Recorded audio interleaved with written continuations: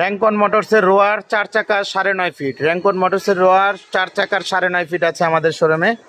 আমাদের শোরুমে আছে র্যাঙ্কন মোটরসের রোয়ার 6 চাকার 10.5 ফিট। 6 চাকার 10.5 ফিট হলুদ কালার কেবিন।